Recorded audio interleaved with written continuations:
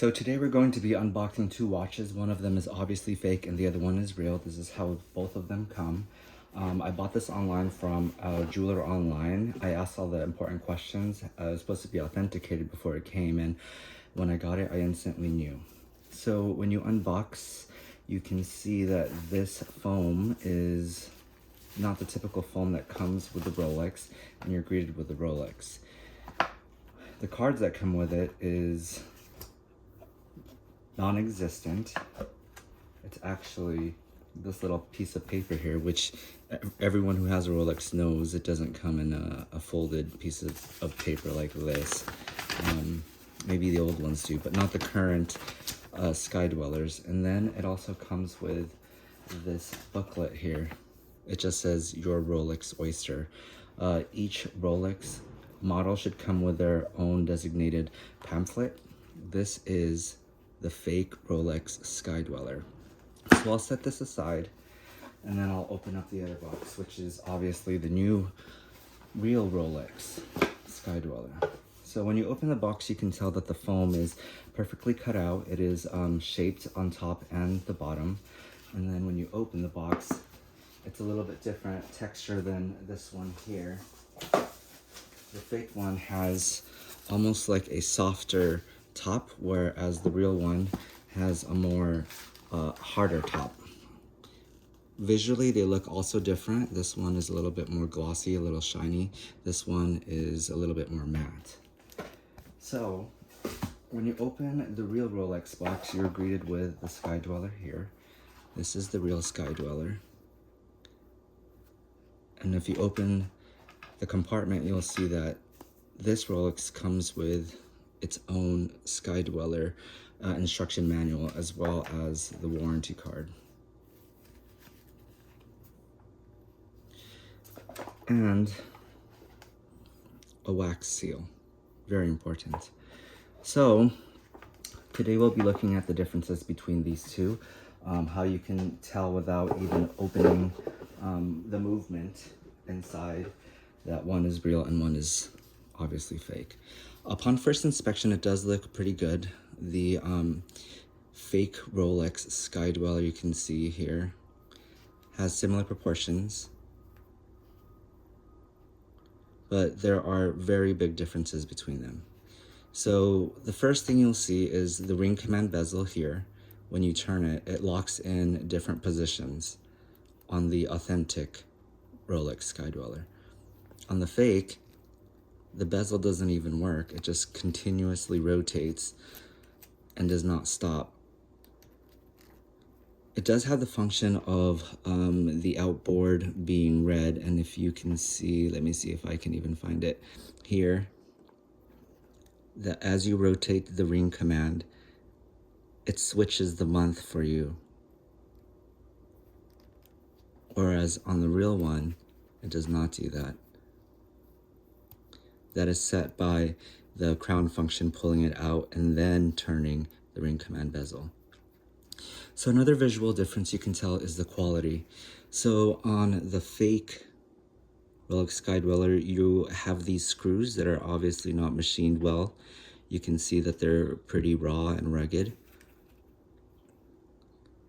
On the real one, everything is perfect, pristine. There's no problems whatsoever. And the screws are flush against each of these links. So, another difference that I've noticed is that on the fake one, it is very firm when you try to unlock the extension here, the Easy Link adjustment system. You kind of have to use a lot of force. It's pretty flimsy, but if you use enough force, see, I'm having a hard time now. It will come off. It wobbles inside, which is not supposed to happen. And to put it back, you have to use the same amount of force pressure, which can be really tricky and difficult to do. So, this one is set not by the ring command bezel, but it is just like an ordinary date watch, you pull out the crown position all the way to the furthest position, and you can set the hours and minutes hand here. If you put it 1 in for the positioning, you can change the date. It doesn't have a forward backward function. As you can see, as I turn this, it doesn't go backwards, but it does go forward. This is an automatic movement. I don't know what movement is in it, but it is automatic. I've used the watch winder to wind this, and it is functioning. The real Sky Dweller, when you take it out, you can see that it's set a little bit differently. You have to pull out the crown, and it only goes to one position.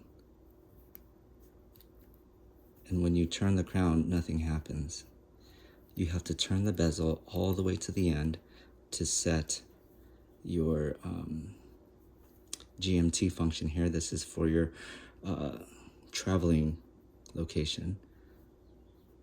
And if you turn it in once more, you can see that the hours hand hacks forward.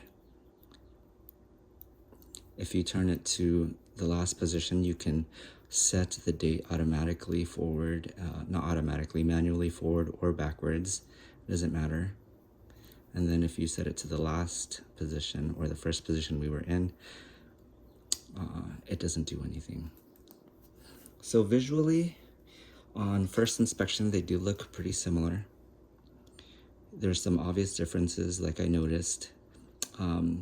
The bezel, the ring command bezel, isn't as sharp on the fake one, and in certain lighting conditions, you can see that it almost has this machined finish, like this line here of light that does not happen on the real one. Each individual flute is shining and glistening, whereas this one, it's like a few of them happening at the same time. The dials themselves, this actually looks a little bit more matte. It's really hard to pick up on the camera, but like in this angle, you can see that it's a little bit more matte, and I'll now show you this, where it looks pretty glossy throughout. Again.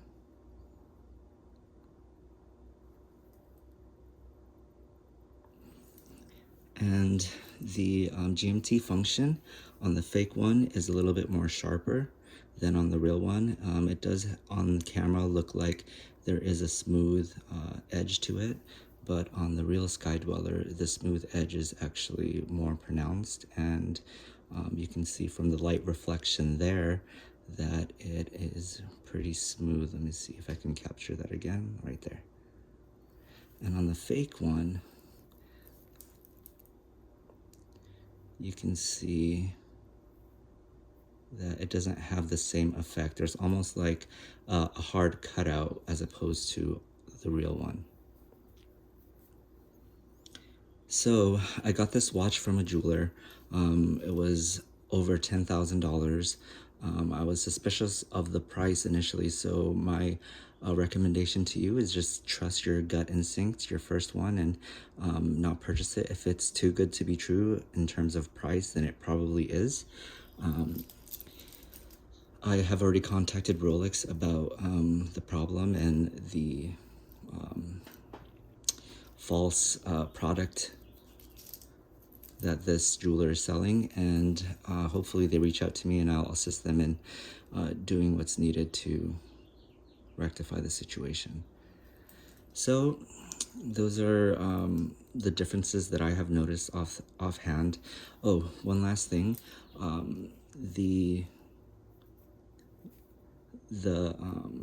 are these called? The bracelet itself is more flush on the fake one, and on the real one it has a protrusion on the second link here. So here's the first link. Actually, you can see there's a protrusion, and on the fake one it's not as pronounced. So if you have any questions, I'll answer some comments in the bottom below. Thanks for watching.